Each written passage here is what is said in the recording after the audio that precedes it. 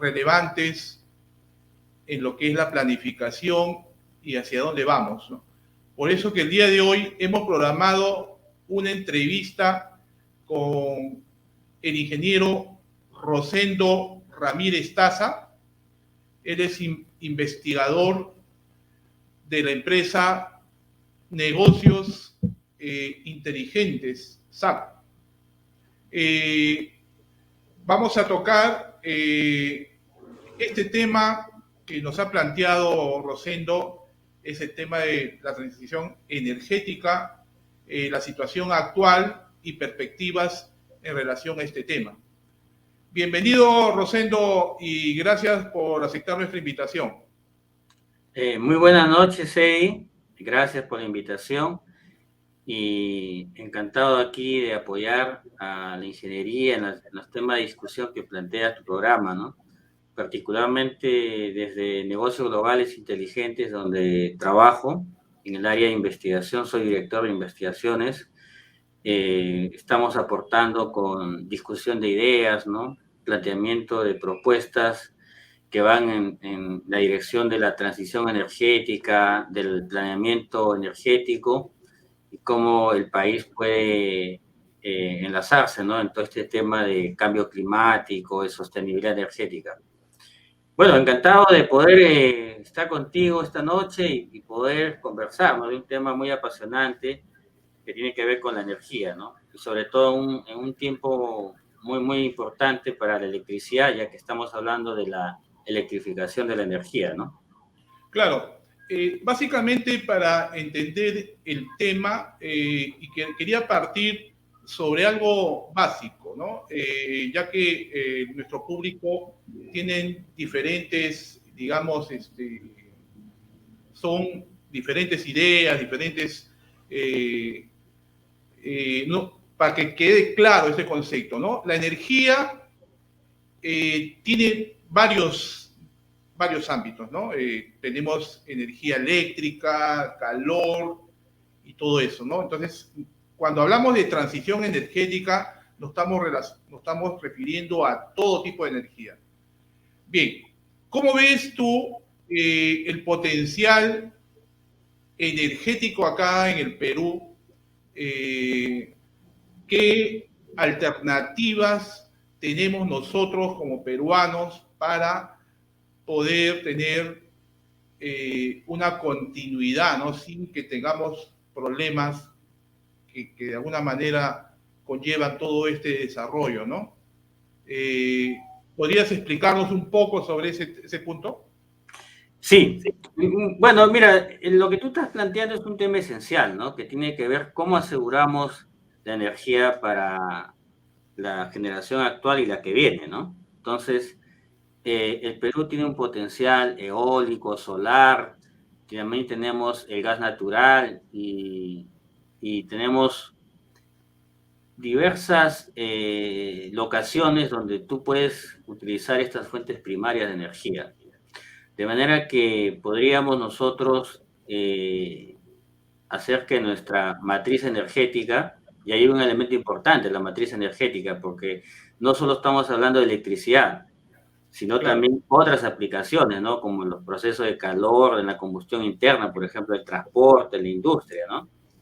Entonces, a través de una planificación energética, uno podría estructurar, ¿no? Una matriz energética que nos lleve a pensar que por ejemplo, el sector eléctrico puede ser atendido con energías, por ejemplo, renovables y el gas natural.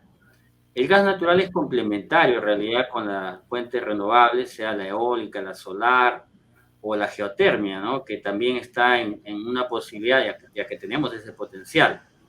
Entonces, sin embargo, hay un tema esencial para que pueda utilizarse todo ese potencial de energía y tiene que ver con las redes. Porque si no hay redes, entonces no se va a poder utilizar toda la energía solar, eólica, que, como les decía, ¿no? Está diversificada, ¿no? En el sur o en el norte del país. Y más aún si es que queremos ver, por ejemplo, la generación distribuida, que va a estar ¿no? Dentro de la concesión de distribución. Por ejemplo, los techos solares. Claro. Entonces, si la distribución no está preparada para poder recibir esta energía que ahora nosotros como consumidores podríamos producir, entonces no se va a utilizar todo ese potencial que tú estás planteando. De manera que, en resumen, el tema de redes va a ser fundamental para esa transición energética, ¿no? Algo que tú comentaste muy importante y justamente quería resaltar ese punto es la matriz energética. Todos los países, sea Brasil, Chile, Ecuador, hablan sobre su matriz energética. Nosotros, lógicamente que la matriz energética es dinámica, ¿no? Todo, digamos, tenemos que primero ver qué es lo que está pasando actualmente, cómo estamos usando nuestros recursos energéticos y proyectarnos al futuro. Para ti, ¿cómo debe cambiar o cómo debe proyectarse, digamos, la explotación de los recursos energéticos? Sabemos que la matriz energética está compuesta por combustibles, como lo dijiste, por leña, por cuestiones, digamos, uso de la leña, uso de la biomasa, uso de la energía solar, la hidroelectricidad, etcétera, ¿no? ¿Cómo debería proyectarse? ¿Cuál sería la misión, ¿no? que se tiene acá en el país para explotar estos recursos que tiene el Perú, ¿no? En los próximos años? Mira, esa es una muy buena pregunta y tiene que ver con la planificación, en realidad, la planificación energética. Entonces, yo he estado de director general de eficiencia energética del MINEM, del Ministerio de Energía y Minas, y teníamos el encargo de realizar la planificación energética. Entonces, el Perú pudo, a través de una cooperación con la ayuda de Canadá, pudo estructurar, ¿no?, un sistema de planificación energética. Cuando hablo de ese sistema, estoy hablando de hardware, software, que el Perú lo tiene, el Ministerio tiene para hacer la planificación energética. Entonces, lo que se tiene dentro de la planificación es el principio básico de un planificador, tiene que ver con la neutralidad ante la tecnología. Entonces, tú miras primero cuáles son las opciones tecnológicas que tú tienes para producir energía, ¿no? Entonces, en el sector eléctrico, por ejemplo, las energías renovables, ¿no? En el sector transporte, hay posibilidad de electrificar el transporte. Entonces, la electricidad podría ser una fuente, ¿no?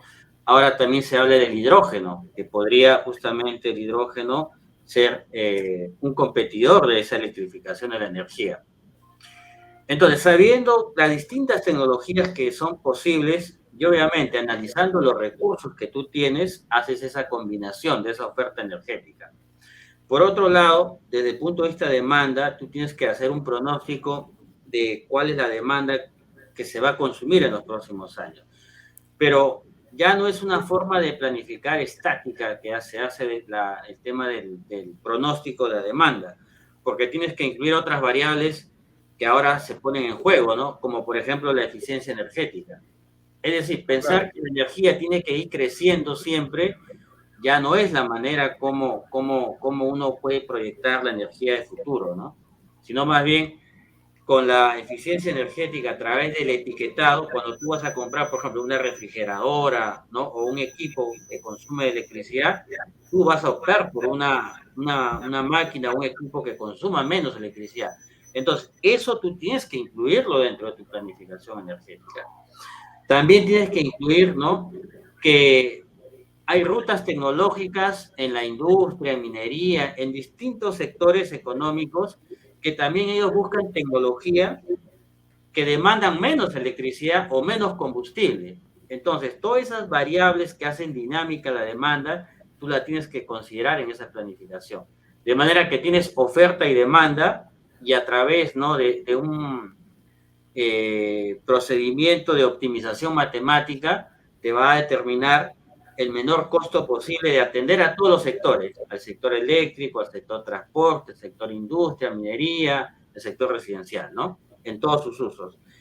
Y ahí vas a tener justamente tú la fuente, la oferta y los usos de energía. De ahí sale la matriz energética y para darte una cifra, nosotros encontramos que al 2040 un ejercicio que hicimos 2018-2040, hacia el 2040 encontramos que era posible poder tener un 20% de energías renovables no convencionales en el sector eléctrico, ¿no?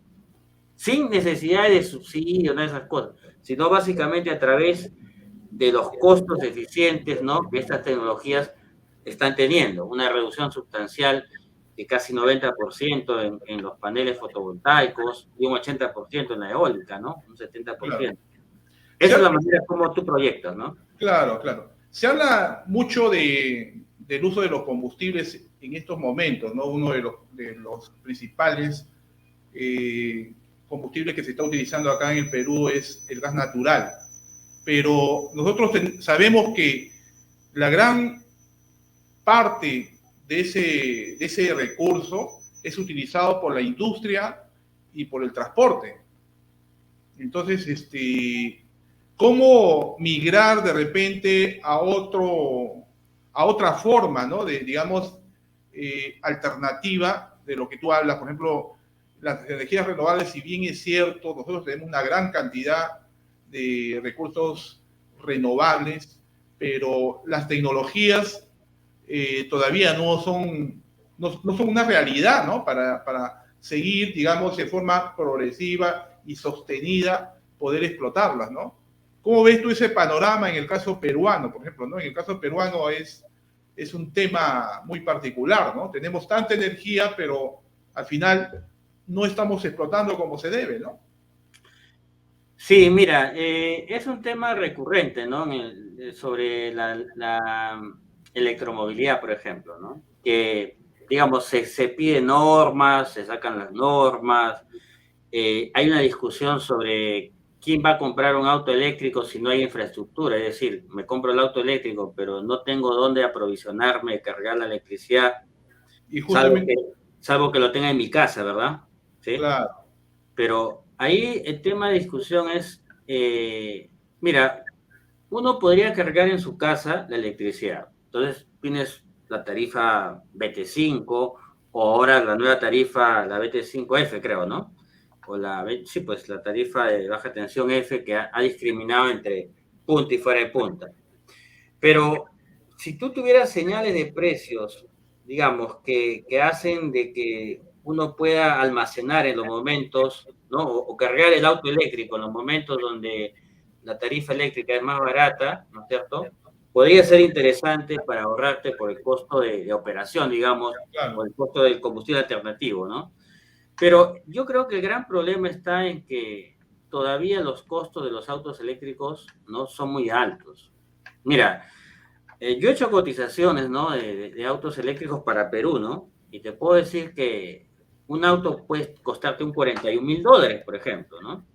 U otro que no ha sido cotización, pero que siempre ha sido la intención de poner en el mercado, estaba casi $33,000.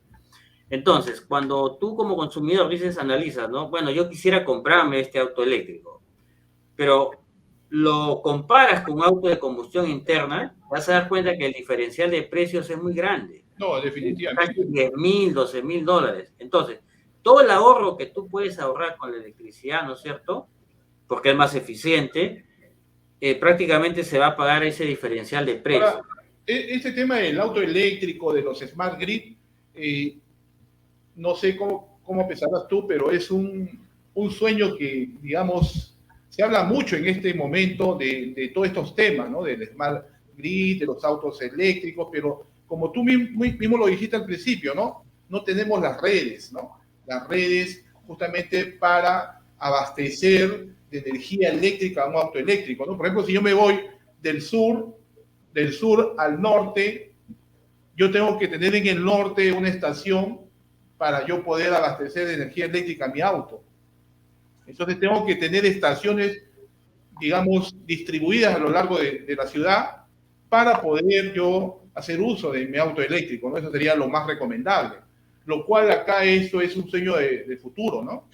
Entonces, el tema del auto eléctrico y de los smart grid parece que fuera prácticamente, vamos a decirlo así en palabras muy, es un cuento, ¿no? En estos momentos, ¿no? ¿Por qué no tenemos, digamos, o no estamos con la capacidad de soportar toda esa carga, ¿no? Que al final es un consumo que se da, ¿no? En forma móvil, ¿no? Un consumo a lo largo de, digamos, de toda la ciudad, ¿no? Entonces, ¿qué opinas con respecto a esos temas, ¿no? Que se toca constantemente y estamos, digamos, en este siglo XXI y constantemente se toca, pero no vemos, ¿no? No vemos resultados. Se habla también del tema de la eficiencia energética a partir de esos puntos, ¿no? Pero, ¿qué opinas tú con respecto a ese tema, Rosendo?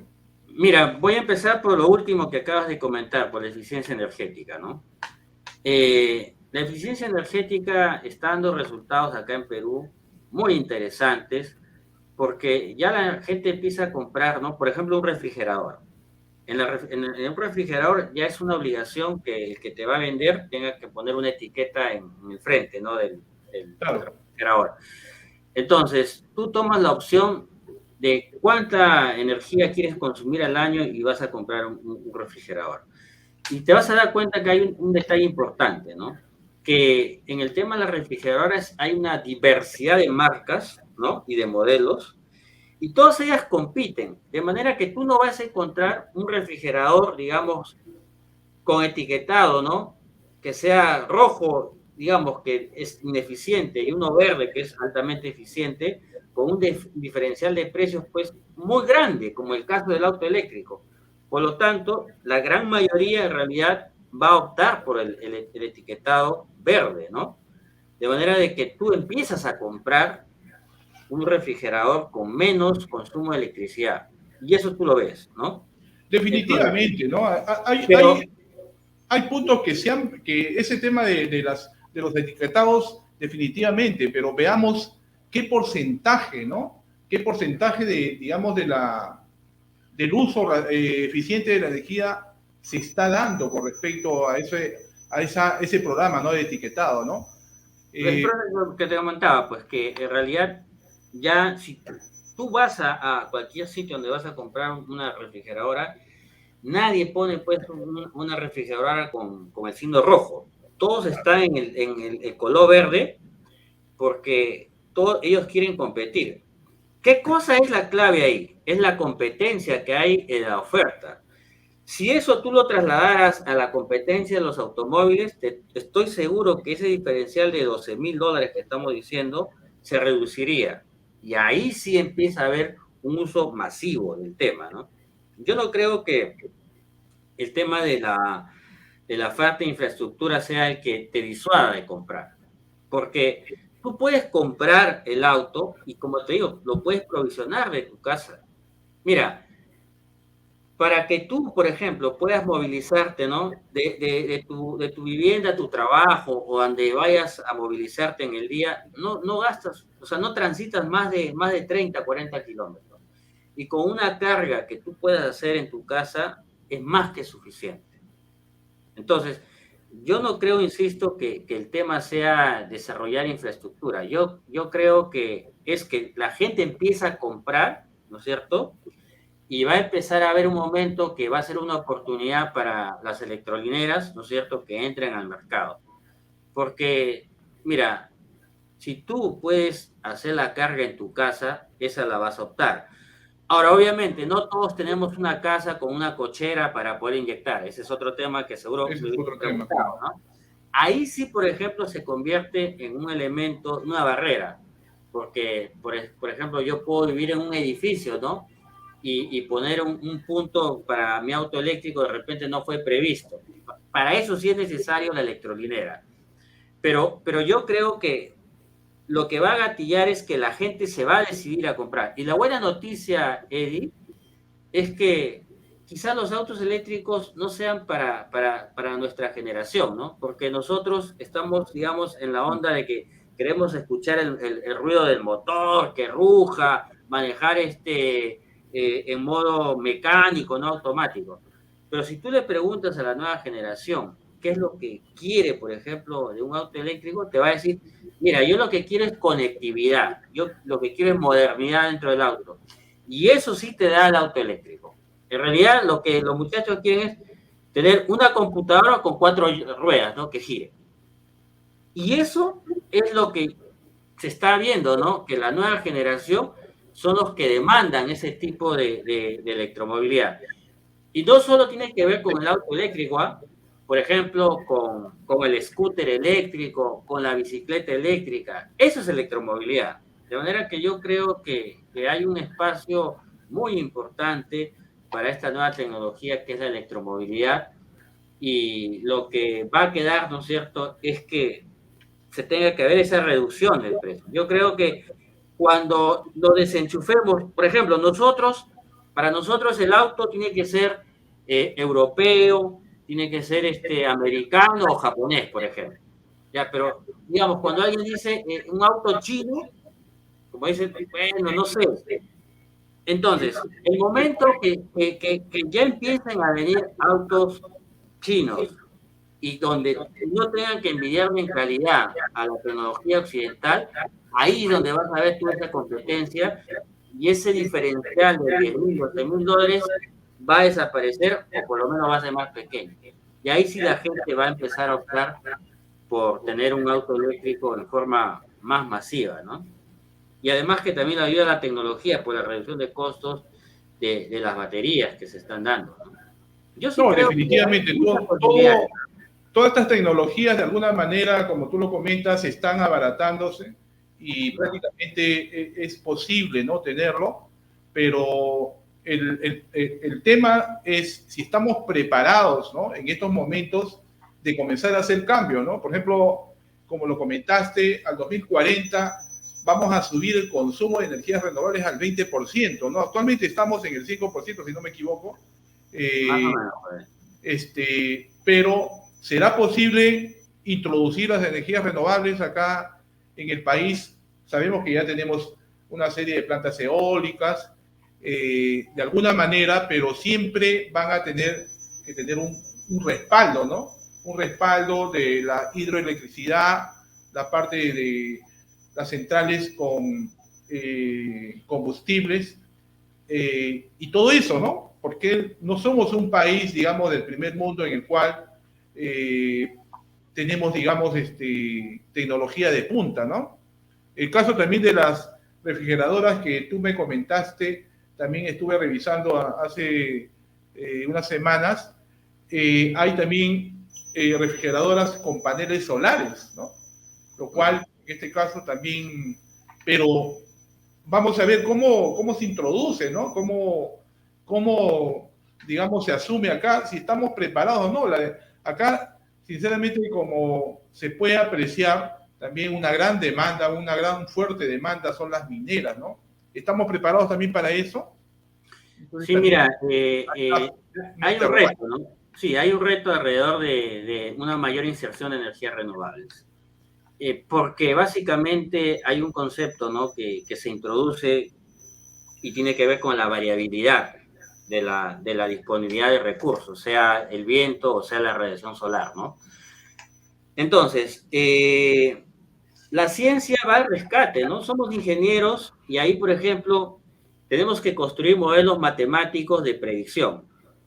Nosotros acá en Negocios Globales Inteligentes hemos diseñado un modelo, por ejemplo, para predecir la velocidad del viento a través de redes neuronales. Nosotros, por ejemplo, estamos en capacidad de predecir el viento futuro, ¿no? Y también la radiación solar. De manera que si tú empiezas a aplicar, ¿no?, la estadística, la matemática y los modelos de programación, ¿no?, tú puedes hacer que esa variabilidad, esa incertidumbre se pueda gestionar. Ahora bien, si tú puedes de alguna manera predecir el viento o la radiación solar, ayudas mucho a que el sistema eléctrico pueda operar.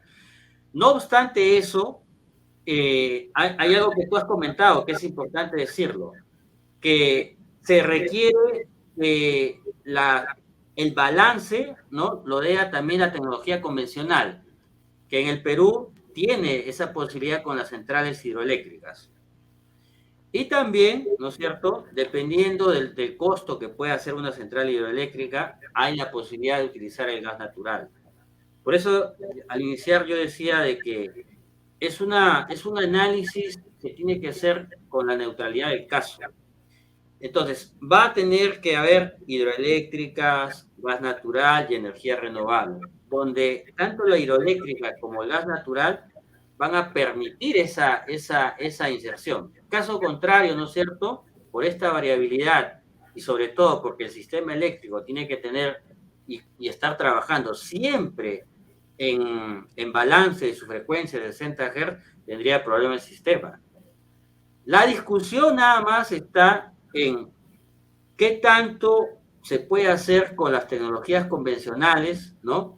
Este aporte a que el sistema pueda albergar la energía renovable. Porque también hay otro detalle, ¿no? Que no hemos conversado, pero tiene que ver con los sistemas de almacenamiento de energía. Algunos dicen que esa flexibilidad podría venir del sistema de almacenamiento de energía y que ahí ese sistema de almacenamiento de energía podría ser inclusive con energía renovable. Pero, en realidad, al tener en Perú diversas fuentes de energía, yo creo que en una competencia, ¿no?, de costos, en una competencia de recursos, finalmente las empresas que están en el sistema eléctrico optarán de qué manera se puede darle flexibilidad al sistema eléctrico. Y cuando hablo de flexibilidad, significa que pueda albergar las energías renovables y sobre todo que a futuro el sistema sea capaz y resiliente a cualquier falla que se pueda presentar y no decir, hoy mira, no se puede insertar energía renovable porque este sistema no es flexible, ¿no? No, ahí yo creo que hay un rol importante eso, ¿no? Definitivamente, ¿no? Todo es posible, ¿no? Pero básicamente la inquietud va en que, ¿qué hacemos nosotros como ingenieros para comenzar a trabajar sobre estas tecnologías, no depender, ¿no?, de tecnología? Por ejemplo, como te hablaba de la central eólica, el problema que tiene es su estabilidad, ¿no? Los vientos no son constantes durante el día y también el sol, la energía solar tampoco no es constante durante el día. Ahora, tú me has dado una buena noticia que se puede hacer modelos inteligentes con redes neuronales en el cual puede predecir ese viento durante el día, esa energía solar durante el día.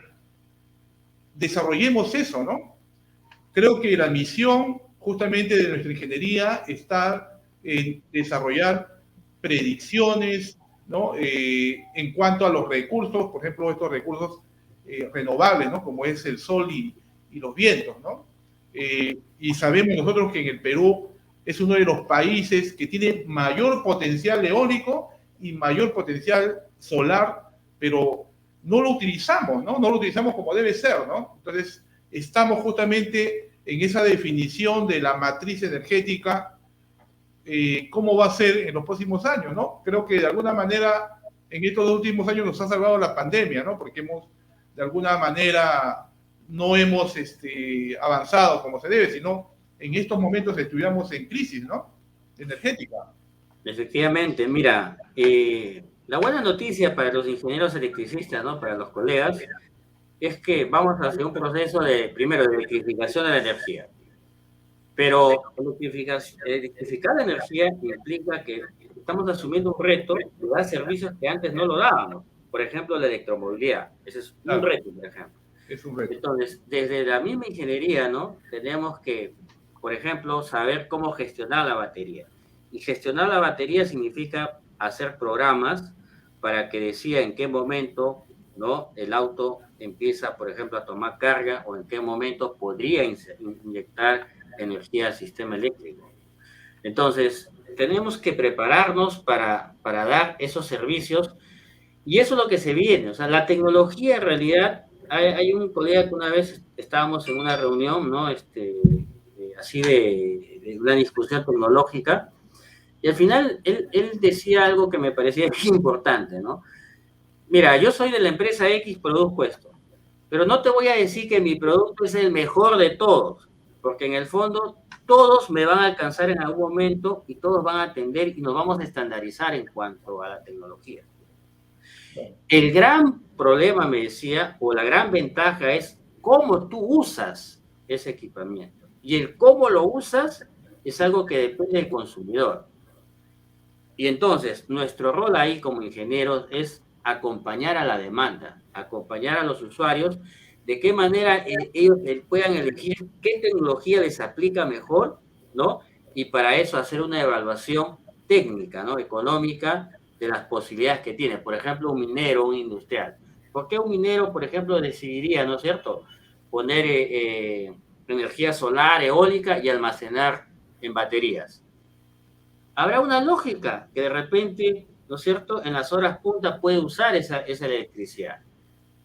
Pero eso es lo que, ese rol ahora que tenemos. Y por eso te decía que lo interesante es que al final la tecnología la vamos a comprar, ¿no es cierto? Pero la diferencia está en el uso que le podemos dar. Y ahí sí es mano de obra local, ¿no? Es la parte pensante, digamos, de cómo hacer este uso de estas tecnologías, ¿no? Y ahí hay un rol bastante importante que se puede hacer desde los ingenieros, ¿no? Desde las universidades. Definitivamente. Hay Ahí mucho es por donde hacer, está la ¿no? clave. Hay mucho por hacer y justamente me haces recordar también a un tema que hace muchos años se planteó en el Ministerio de Energía y Minas sobre el reglamento de la generación distribuida, ¿no? Es un tema que prácticamente quedó, como se dice, al rincón y creo que nunca se le dio el interés adecuado por, digamos, por X motivos, ¿no? Pero creo que existe mucha tarea por hacer.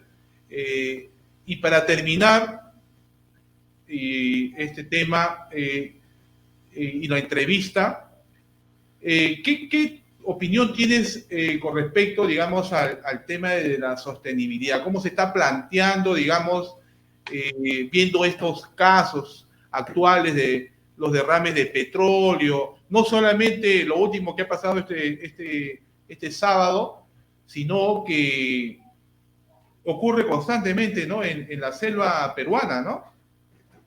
Sí, mira, ¿Cómo se debe manejar? ¿Cómo estamos? ¿Cómo ves el panorama energético, ¿no? En general, ¿no? sí, ese es un concepto importante, ¿no? La sostenibilidad. Y tiene que ver con cómo la generación actual, la nuestra, ¿no es cierto?, asegura su provisión de energía con las fuentes de energía primaria que tú tienes y con los usos que actualmente tú le das. Entonces, primero, asegurar para nosotros esta energía. Claro. Pero no solo eso, sino que el concepto de sostenibilidad es que dejemos a las generaciones, ¿no?, formación de capacidades para que ellos puedan resolver sus problemas que probablemente no sean los nuestros. De acá a 30, 40 años van a ser otros problemas los que ellos tienen que resolver. En concreto, lo que hoy nos agobia, ¿no es cierto?, es que tenemos el tema de la agenda de cambio climático, el efecto perverso que hay, ¿no?, por el incremento de la temperatura y cómo nosotros como país podemos contribuir. No somos un país que emite la mayor cantidad, digamos, de emisiones de CO2, pero somos uno de los países más afectados, Más afectados, más más afectados, vulnerables. más vulnerables. Por lo tanto, tenemos que ver cómo a partir de los escenarios que tenemos de planificación, vamos hacia una contribución a mitigar las emisiones de CO2. Y en ese escenario, tú te vas a dar cuenta que en el sistema energético peruano, el sector transporte es uno de los que más emite, ¿no es cierto?, emisiones de CO2 o emisiones de gases de efecto invernadero. El primero en realidad es la deforestación, pero dentro de los componentes, digamos, de emisiones resultado de la combustión interna es el transporte. Ese transporte que tenemos actualmente consume hidrocarburos, básicamente, gasolinas o diésel. Y lo que hace es, pues, que tú necesitas ese tipo de fuente de energía que no lo tienes, porque el Perú no tiene hidrocarburos suficientes para cubrir la demanda. Claro. De manera que tú importas ese combustible. Y justamente este problema que hemos tenido, ¿no es cierto?, ha sido básicamente por la importación, ¿no es cierto?, de estos combustibles. Entonces, imagínate un escenario donde cada vez el transporte es cubierto por electricidad o el transporte es cubierto por el hidrógeno verde. cada vez se van a reducir, ¿no es cierto?, los riesgos, ¿no? las importaciones de hidrocarburos, de manera que quizás este tipo de situaciones que ha sucedido tendrán pues menos probabilidad de sucederse, porque habrá Pero menos... reducir los riesgos en este caso de la importación del petróleo, pero de repente autoabastecernos, ¿no? Exactamente. Lo que Y ahí, nosotros y necesitamos, eso ¿no? justamente quería puntualizar, ¿no? Porque si yo estoy pensando en la electrificación del transporte, es porque la electricidad la voy a generar aquí. Así. Yo aseguro mi electricidad con hidroelectricidad, con gas natural, con fuentes renovables, ¿no? O inclusive, ¿no? Alguien podría decir, mira, yo no creo en la electromovilidad, yo creo en el hidrógeno verde. Pues bien, ese hidrógeno verde también va a necesitar de la electricidad generada a partir de fuentes renovables. Entonces, la provisión de energía la estamos asegurando internamente, no dependeríamos, ¿no es cierto?, del exterior. Con lo cual, eso te da una sostenibilidad, porque estás empezando a resolver un problema que si tú no lo resuelves actualmente, lo va a heredar las próximas generaciones. ¿Cómo va a Claro. ser sostenible para ellos, ¿no?, seguir aumentando hidrocarburos para el transporte?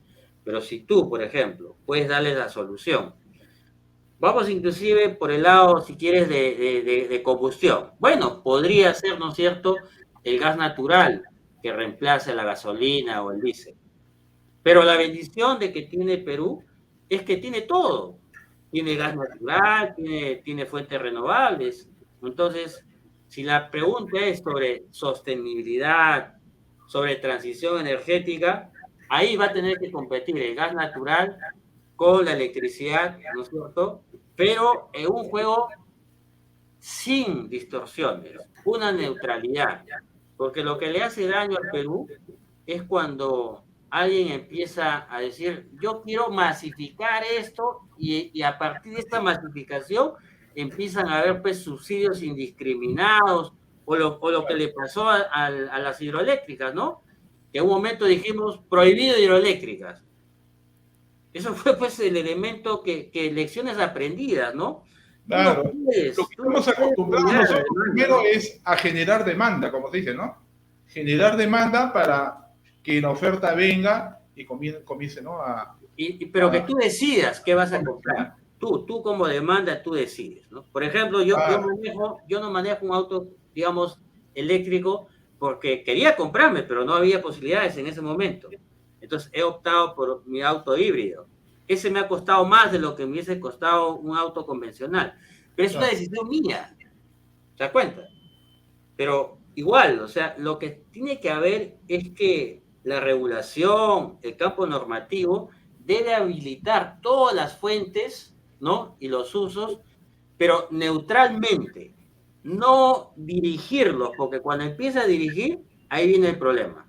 Porque la gran pregunta es, ¿a quién lo dirijo? ¿Al gas o a las fuentes renovables? Ahí Vas a está tener las dos discusiones y en realidad es una discusión que no debería darse, porque las dos podrían ser una opción y el consumidor decidirá, bueno, yo quiero un auto eléctrico o no, yo quiero un auto con gas natural, porque me quiero pasear por todo el Perú cuando ya por haya gas eso que, natural, etcétera, por etcétera. eso que es importante justamente tener medios de comunicación para que el usuario, la demanda se informe, ¿no? Y justamente creo que es nuestra misión, ¿no? Quiero agradecerte, Rosendo, por esta entrevista. Hay muchos temas que realmente el tiempo es corto, que nos hubiera gustado tocar, pero creo que será en otra oportunidad. Espero que podamos reunirnos en una próxima vez en el cual podamos tocar estos temas tan apasionantes que todos debemos saber, ¿no? Tanto los ingenieros como también el público en general, ¿no? Y ese es el propósito de este programa, ¿no? Difundir conocimiento, difundir temas de interés a todos, ¿no? A toda la sociedad.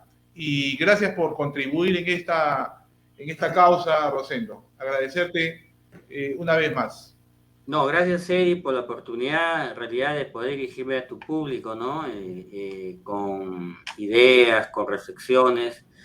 Finalmente, nadie tiene, digamos, o debe imponer la razón, digamos, ¿no?